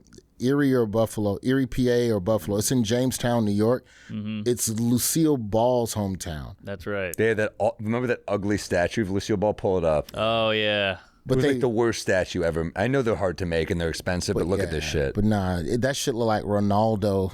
It does look like Ronaldo. It looks like the Ronaldo statue. God damn. But what are the highlights of the? Lucille Ball look locked in. Oh, they redid it. Look at that. Oh, thank God.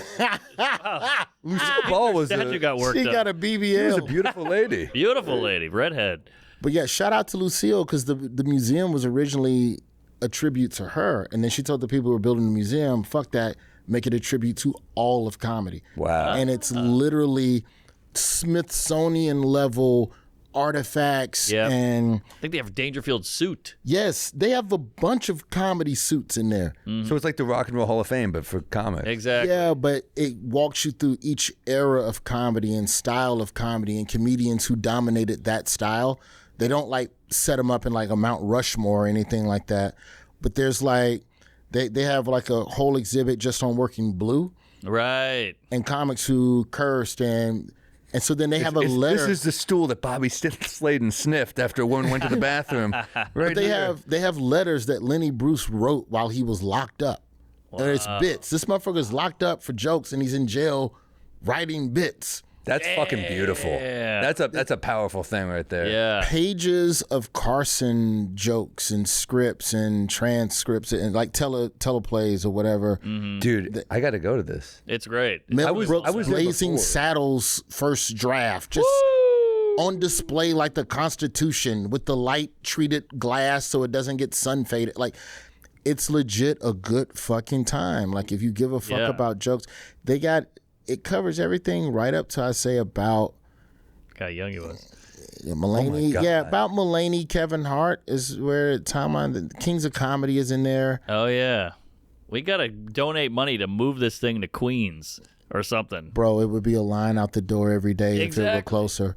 But it really is like, my point is, Comedians in Cars is the closest thing to this. Uh-huh. In terms of immortalizing conversations with comedians. Yes. They were like behemoths of their era or whatever. Mm-hmm. But it's fascinating. That is man. freaking cool, man. Larry Sanders' desk. That is, That's amazing. I was pretty hungover when I walked through, so I feel like I didn't get a full... I was there, I think, like 2 years before they built it because I was there for that festival. Yeah, the Lucille Ball Festival. Yeah. And I performed in the Copacabana. Yes. Pretty crazy. And I Yeah. saw a Buzz Brian Regan walk in. I was like, fuck, don't bomb in front of Regan, dude.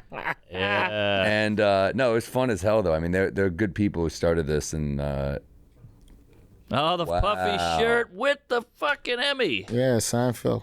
Yeah, imagine winning so many Emmys, you can just go, motherfucker, put that one in you.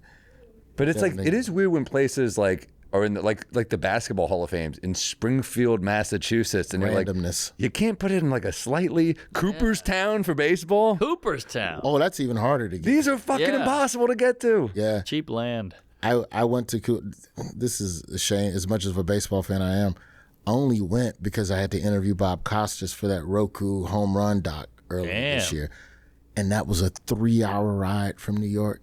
Come on. There's no plane. There's Why is Costas not on TV anymore? He was so good. I don't know. I thought he still pops in here and there and does like Pops in. special. Here and there, broadcasts. but he's a legend. He was a great broadcaster. And he was very intelligent. Like anytime you hear him go into depth on stuff, you're like, If I were Bob Costas, I would be content in picking and choosing yeah. when I, Sure. I'll call that game.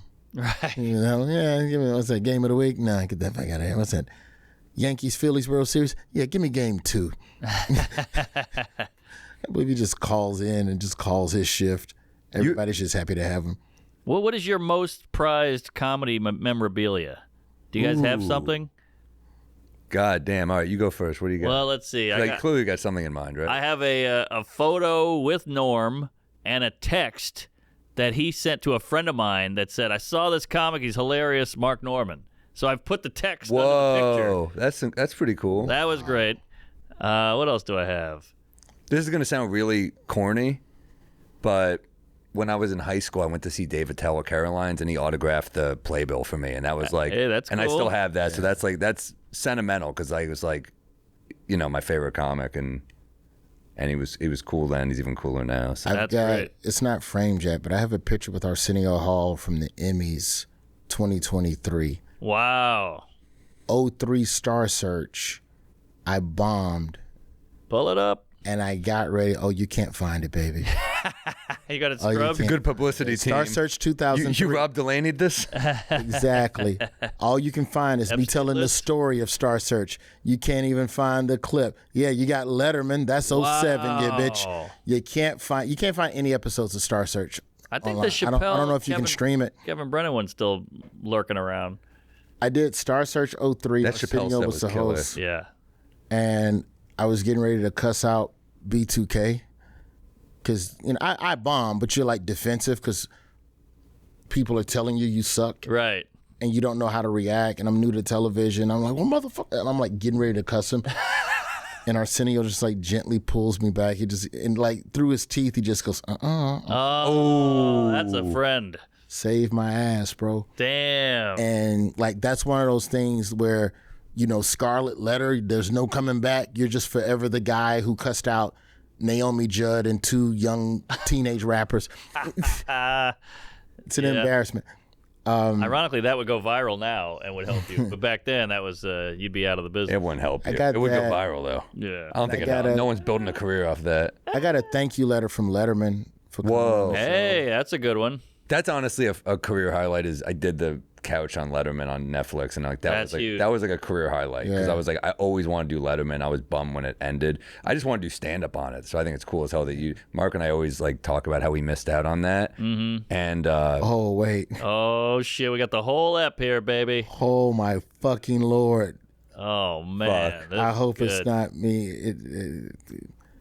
Keep going. I'm in the back third if it's the comedy part. Because it was me, John Heffron, and Alonzo Bowden. damn, Nope, that's Finesse. No, that's D.S. Sanders. no, that's Steven Scott, dude. That's Stephen Scott, but the guy before him was D.S. Sanders out of Detroit.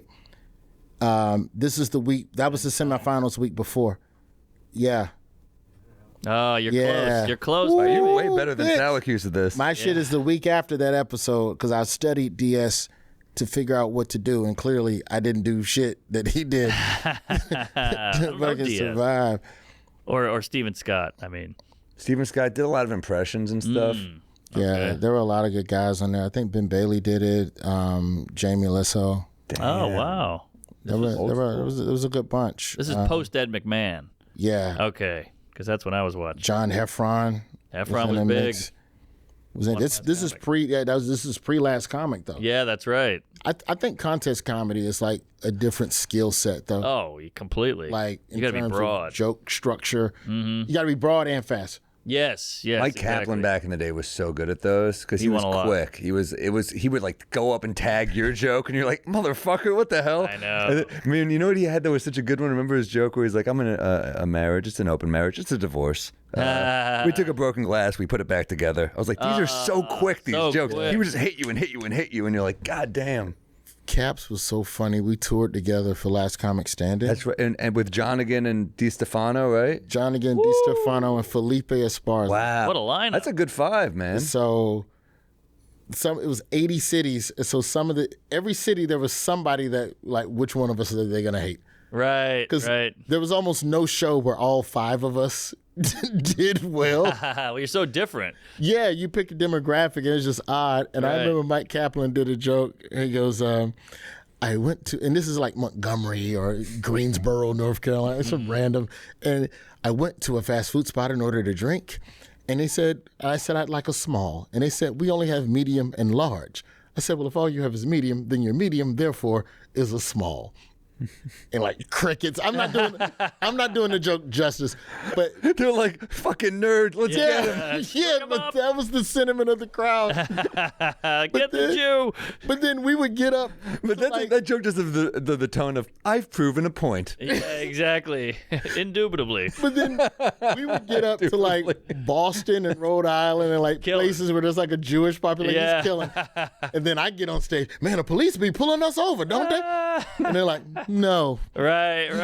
Not us. They're like, we haven't looked into that. You know what? While we're waiting for this, why don't you pull up the thing that I sent you?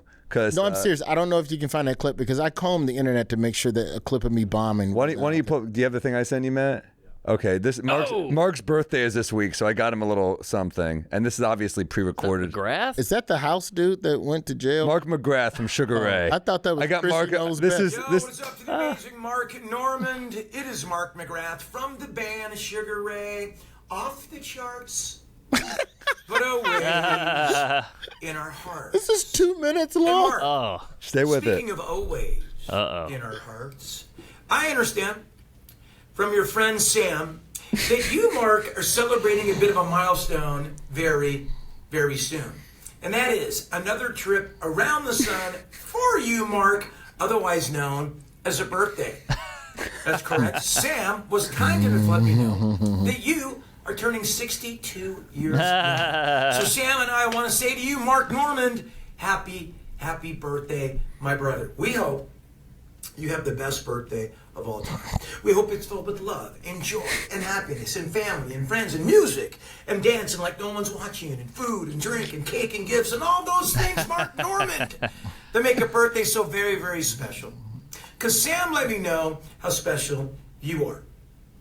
Sam let me know that you're a gigantic, huge fan of the music of Sugar Ray. You love the music of Sugar Ray. You had the frosted tips and all that. Well played. And you have sparrow tattoos on your shoulder because Mark Normand, you just wanted to be Mark McGrath. And I get it. And who didn't? And who doesn't? But there only can be one.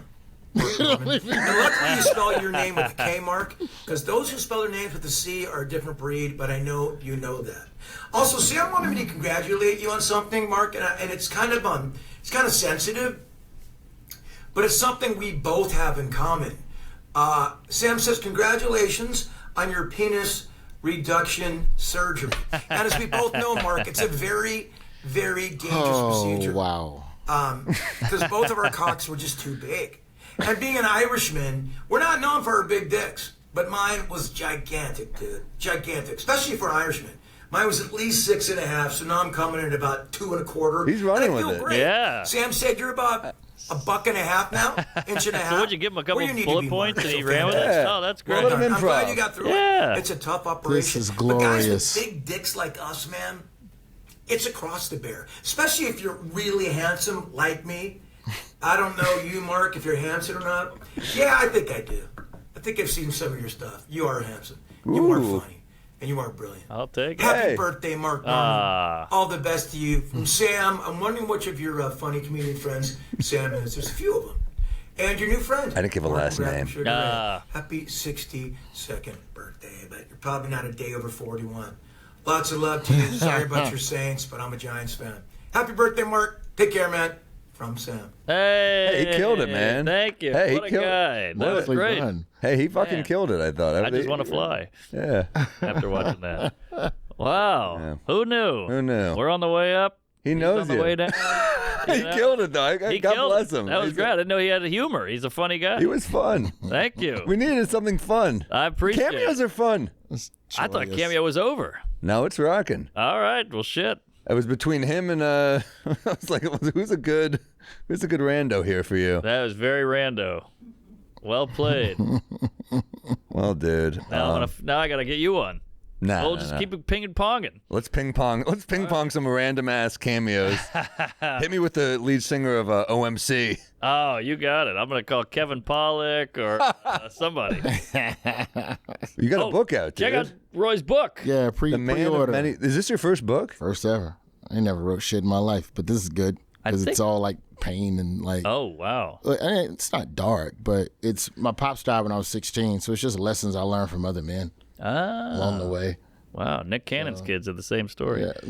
But I literally just heard him on a podcast say he has narcissistic personality disorder. I saw that. And I was like, He had kids because you of have trauma. 13 kids. Yeah. We could have told you had a narcissistic personality disorder. You wanted 13 more of you. Yeah. Yeah. Yeah. Yeah, he admitted that he wished it could have played out differently, but God bless him for having the money to at least try and make it functional. Money's not going to buy you the time, but Sure. yeah. But yeah, my pops. I'm the 9th of 11 kids. I'm That's crazy. my mom's only kid, but I'm the 9th of 11. So you just don't get nobody like after a certain number of kids, no one gets the same dad. Right. Right. Does that make sense? Of course. It's like, all right, 5 through 8 get this version of pops. I got that version. The 2 after me got a totally different version. Like it's just After you, he was like, I'm retiring. I'm done. yeah, pretty much. Whoa. But yeah, man, it's a good read, man. I think that Roy's a great writer, man. Great writer. Definitely check it out. I'm going to check it out. Fascinating story. How did you get any attention? I mean, how do you do that how do you guys eat? I mean, that's a lot of kids. no, it's just me and my mom. We lived with my dad, but they slept in separate rooms. Like my parents were like, Interesting. we're together for discipline, so that he doesn't end up in a gang. Wow. But just don't bring none of them hoes over here. Right. That was like that was the line in the sand between the two of them. So that's not a normal upbringing, especially when you start trying to figure out, well, what does love look like and how will I show it to my son when I Right. find someone? so you have to like start working through all of that shit, bro. Totally. That's the part that sucks about writing a book, is that you have to like go, all right, well, what's wrong with me? Ugh. And it's not for comedy purposes. You're just writing. You're just looking at yourself. Yeah. Oof. Yeah. That's no fun. Yeah. What? That in a hair, when you're getting a haircut and you're like, I got to look at this the whole time.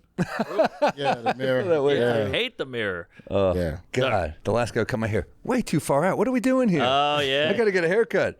What are some fatherhood lessons you've learned?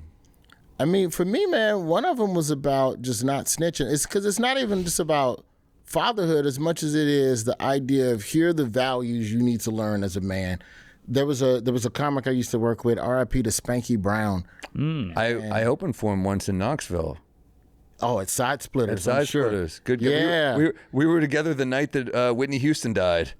Wow. And Jeremy Lin went for 38 on the Lakers. And I'm betting money Spank had a joke about Whitney. He did. Yeah. And he was a good dude. I remember those are some of the best dark jokes. Were like You took a bath on that weekend.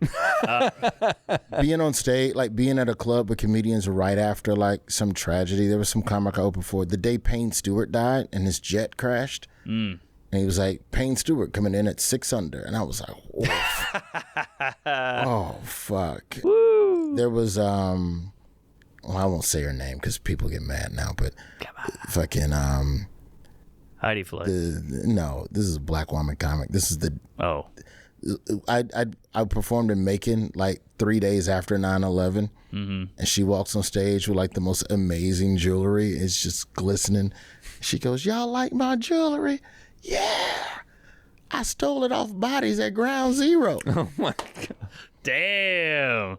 I was like, fucking fuck. Jesus, did it hit? Jesus. First joke. That's how she came out the gate. I respect that. But Spanky, man. The second joke hit 15 minutes later.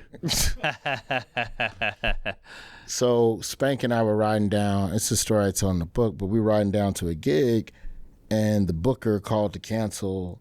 The booker, we're performing at a competing club. And you know how those one-night guys, Yeah. they're very, you don't perform over there, you're one of my guys. How dare you perform over there? I hated that, dude. Yeah. Fuck you. You haven't booked me in a year. I'm performing over there. Fuck your room.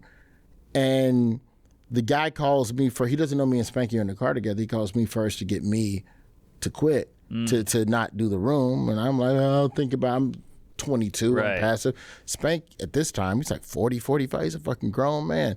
And the guy calls Spank to try and get him to cancel, to basically suffocate the competing room. It's 2 hours before the show. Yeah, come on. And you're trying to kill the comedy night at the computer room. And Spank goes, "You motherfucker, you ain't gave me no..."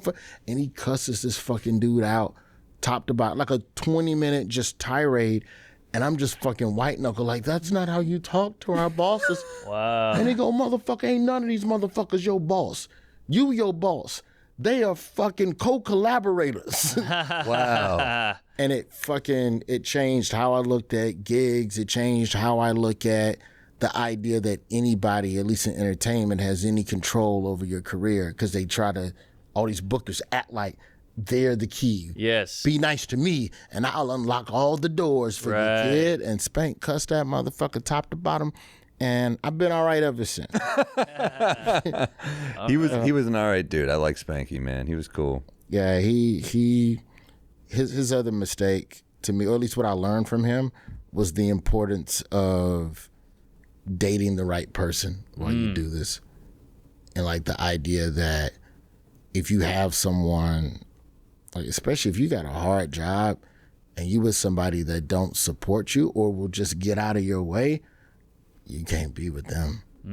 And I had a front row seat to a lot of that dysfunction. I kind of get into that a little bit in the book, but it's like the idea of you don't even realize how much the person, even if y'all just fucking, like even if it's just casual, they can't bring stress into what you do because this shit is already stressful enough.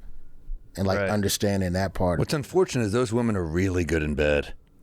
I know. Those crazy ones are fucking. I feel like you got like 5 in your head right now. Oh yeah. Dude, I gotta call them. gotta get back with Judy. Judy No, Judah. the women I'm with hate men way more than Judy.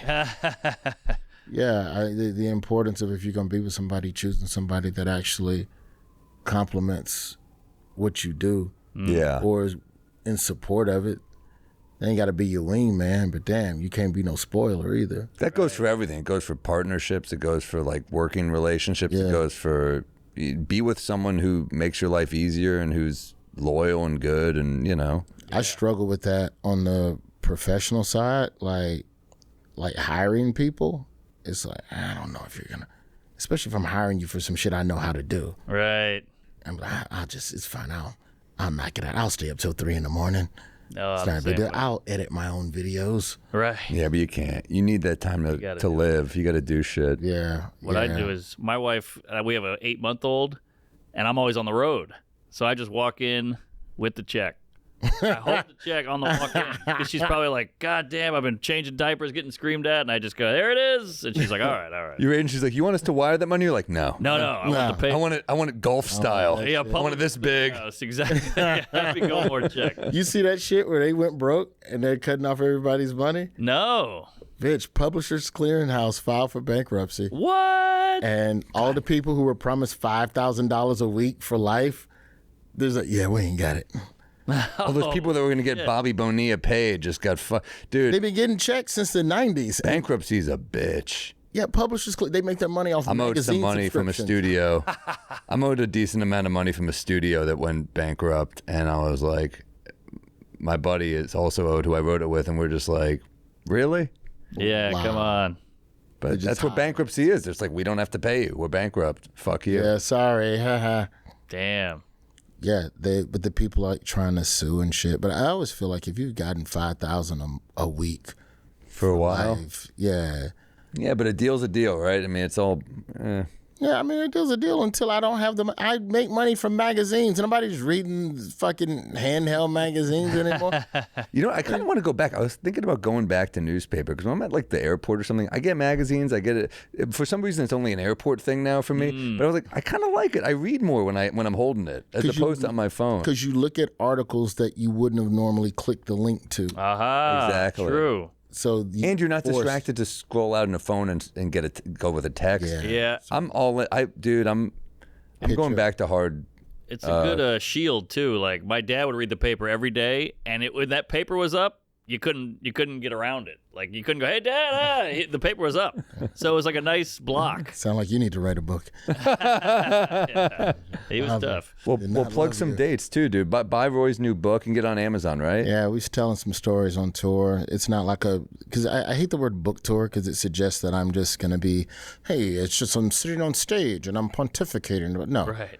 we're telling stories. We're telling stories from the book, make the shit funny, put some openers in that bitch. More importantly, everybody who comes to the show this fall gets a book. That's pretty cool. Ooh. It's baked into the price of the ticket. I So love it. All right. come watch the shit. I'm pretty much everywhere but the Midwest for right now. Well, no, I'm in the Midwest. I'm fucking with Milwaukee and Minnesota and I think St. Louis or some shit. No, Charlotte and Durham. Nice. Yeah, I don't have a lot of West Coast. We're getting California at it soon. But Ooh, we got SF on there and Seattle on there. yeah, man. Beautiful. Yeah, indeed, man. But yeah, love you boys, man. Hey. You guys are the Fucking best. having Man. me, man. Yeah, thanks for coming on. guys. Get the book, everybody. Check out Roy on tour. Where are we starting this? So I'm in Paris tonight. You probably already missed that. Amsterdam, Berlin, back in Salt Lake City. Second time this year. Wise Guys, November 14th through 16th. Love that club. Them in Reno at the Atlantis Casino, November 29th. Carnegie Hall, December 4th. Hope to see you there. Hey. Punchup.live/Sam Morril /tickets or, punchup.live/Mark Norman /tickets. Mark, what do you got, man? Well, I just did Huntsville this weekend. I know you're an Alabama guy. Wait, what are you, Birmingham? Yeah, Birmingham. Yeah. Tickets aren't moving. But hey, Valley Center, Harrah's, then I'm in Magoobies, Mall, Baltimore, Lincoln Theater, Chocolate City. Going back to Rochester for a makeup. Niagara Falls, San Diego, and Prior Lake. Nothing better than a casino to get that cash grab and a real bomb.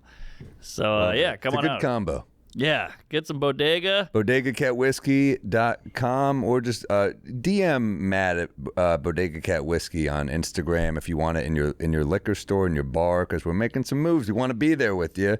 Shout out Comedy Store for putting us on the menu and, Yes. and moving it. Comedy Cellar, we love you. Strip House, Steakhouse. fucking what else? Shade in the Village. Shade, Martin's Wine Cellar in New Orleans. So many Lot of so many places carrying it now, and we're grateful. Please hit us up if you want it, especially if you're a comedy club. Hit us the fuck up, dude. Yeah, and let's get that shit in Canada. They were all asking for it. They don't have it up there. Tariffs, Trump. Yeah, sneak it in. Twink Carney. But yeah. I'd take it up there for you, but they ain't gonna let me. Gotta do a little more paperwork. Buy Roy's book, guys, and see him on tour. We love you guys. See you Yeah, next week. comedy. Sunday's the day for my next offender. A bit of Peter Wreck, you know the beer juice close. I've had a little too much bourbon, and Norman's talking shit about the fucking Pope. And I get down in the same way. Up on the roof like a cop's coming, and naked Samuel is feeling dangerous. I'm out to lunch here